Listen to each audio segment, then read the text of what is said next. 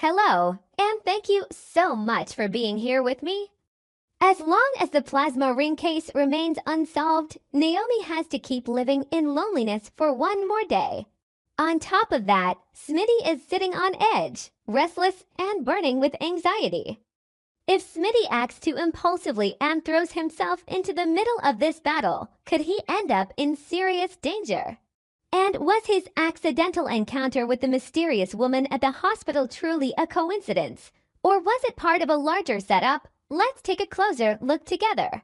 In Fairmont Crest, some secrets do not explode the moment they are touched. They spread slowly, like a stain of blood seeping through white cloth, like a chill crawling down a spine before anyone realizes they have already stepped too far into dangerous territory. The plasma ring case is exactly that kind of secret. It did not begin with a gunshot, nor with a loud chase through the night. It grew quietly out of furtive meetings, avoided glances, text messages never fully answered, and the low, constant unease that gradually wore down every relationship it touched. At the center of that storm is Jacob, a man forcing himself to live with two identities, and Smitty, a man who has grown too exhausted to remain on the sidelines waiting for others to bring the truth back to him. When an investigation drags on too long without enough light, the people trapped inside it eventually begin to believe that only recklessness can save them. And that is exactly when disaster begins. The undercover operation against the Plasma Gang has moved at a suffocating pace. For Jacob, that slowness is not just a professional obstacle, it is a form of psychological torture. He has to keep quiet with Naomi, accept anniversaries and meaningful moments being torn apart by distance, and live in a constant state of readiness to lie in order to protect his cover. What torments Jacob most is not the danger circling around Grayson, but the feeling that he has come so far and still has not touched the true center of the darkness. He knows Grayson is not the one at the top. There is a hardness in Grayson that belongs to a man used to getting his hands dirty, but there is also the caution of someone being controlled by a power greater than himself. When Grayson accidentally reveals that the person contacting him is a woman, Jacob instantly understands that this is not a minor detail. In operations like this, the person allowed to appear only indirectly is often the one holding more power than anyone expects. An invisible woman moving through a hospital, through sterile hallways and harmless appearances, could be the very link connecting street-level crime to the respectable face of a system that looks legitimate. Jacob sees that detail as an opening, but the more important the door, the more fiercely it is guarded by fear. Smitty sees the situation from a different and far more painful place. He is not a police officer. He holds no official authority, wears no badge, and has no permission to stand on the front line. But that is exactly what makes him feel more suffocated than ever. For a long time, Smitty has lived like someone forced to hear noises behind a wall without ever being allowed to see the room itself. He gathers fragments of information, pieces scattered clues together, listens to Jacob describe every tiny step forward, and then is expected to sit still while everything remains stuck. That sense of helplessness is as dangerous as any gun, because it erodes the self-respect of a man who has always believed he was meant to expose the truth. Smitty does not just want to help Jacob. On a deeper level, he wants to prove that he is not some emotional burden left behind whenever the fight becomes serious. He wants to be seen as someone capable of making a breakthrough, someone who can walk straight into danger without collapsing. When that hunger is suppressed for too long, it turns into a kind of recklessness that feels almost desperate. The hospital becomes the gathering point for every suspicion. To the outside world, it is still a place of healing and order, of cold white lights and purposeful footsteps. But to Smitty, the deeper he goes inside, the more he feels that something is fundamentally wrong in a way he cannot easily name. In places that should be the most transparent, secrets often move the most freely because people trust their appearance of cleanliness. Smitty does not go into the hospital merely to find a face. He enters with the hope of finding proof that the woman communicating with Grayson is not just some nameless courier. If Grayson is only the intermediary, then this woman may be the crossing point between the underworld and a far more legitimate structure, one where records, medicine, storage rooms, and medical procedures can all be exploited as the perfect disguise. What Smitty fears most before stepping inside is not being caught. It is discovering that he was right. Because if that suspicion becomes truth, then the plasma ring will no longer be just a single criminal pipeline. It will become a nightmare embedded in the very place people go to be saved. Then the decisive moment finally arrives. Maybe it is a tampered file, a secret meeting too suspicious to ignore, or an image revealing that the woman is not a low-level employee the way everyone assumed. Maybe Smitty sees something powerful enough to shatter the last layer of psychological defense he still had.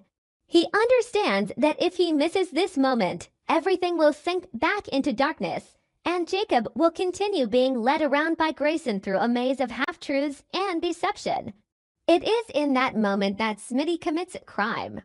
The act may involve trespassing, theft, concealment, forgery, or crossing some other legal boundary, but what matters more than the exact form of the crime is the motive behind it. This is not the act of a greedy man or someone driven by blind impulse. It is the desperate choice of a person who has come to believe that ordinary rules are no longer enough to reach the truth. Smitty's guilt is tragic by nature. He does not do something wrong in service of evil. He does the wrong thing because he has been pushed into believing that only something wrong can open the door to what is right. That is why the guilt that follows will crush him. Smitty is not the kind of man who can easily justify himself. He will remember exactly when he crossed the line, remember the pounding of his heart in his chest, remember the instant he realized he was no longer just an observer standing outside the fire. Even success, if it comes, will not feel like victory. Every piece of evidence he manages to obtain will come with the question of whether he has saved the investigation or buried himself alive. The most terrifying trap in operations like this is that they slowly make good people resemble the guilty. And once Smitty has tasted that truth, he will never be able to return to the lighter version of himself that existed before.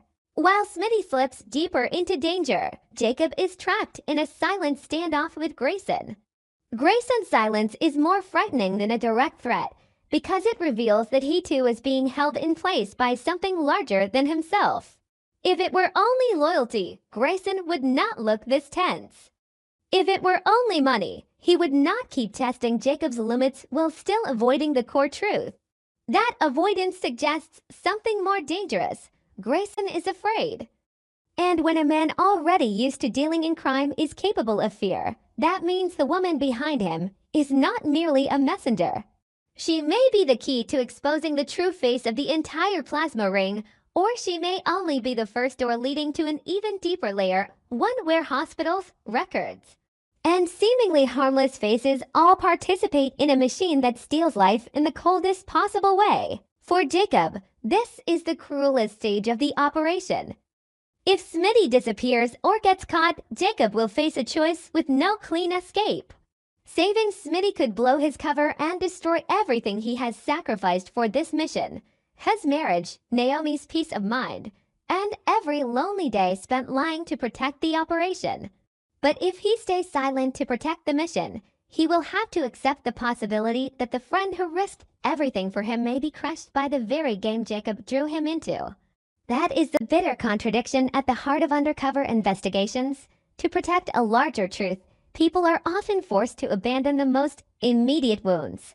Jacob may be able to endure danger aimed at himself, but he may not be able to survive watching Smitty pay the price in his place. The closer he gets to the truth, the heavier the moral cost becomes. And that is what is tearing Jacob away from the image of the man he once thought he was.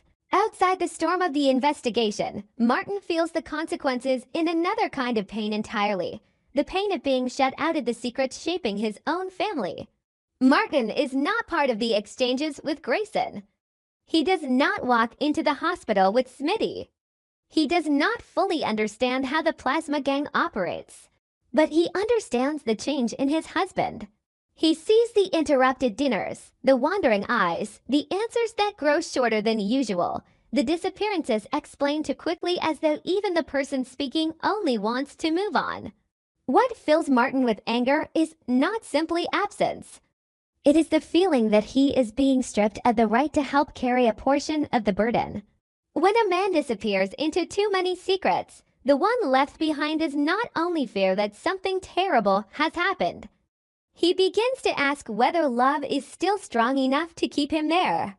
If Smitty does not come back, Martin will not only search for him in desperation. He will also be forced to wrestle with a more painful question. What truth did his husband choose that made him willing to leave behind the truth of his family?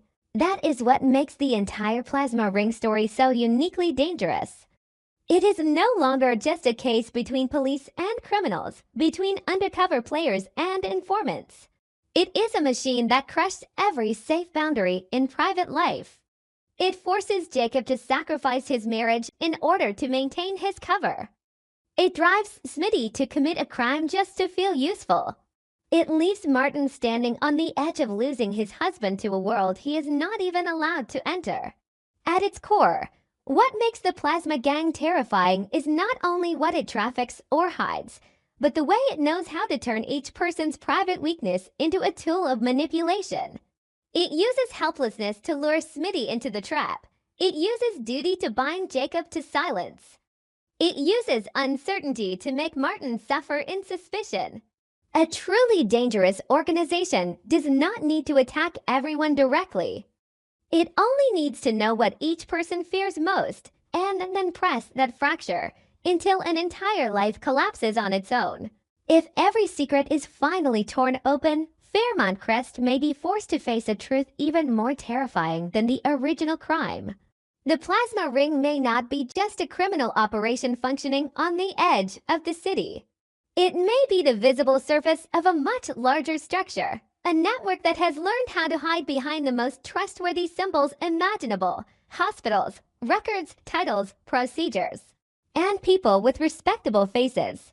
And when that truth comes out, the real shock will not simply be how many villains are exposed.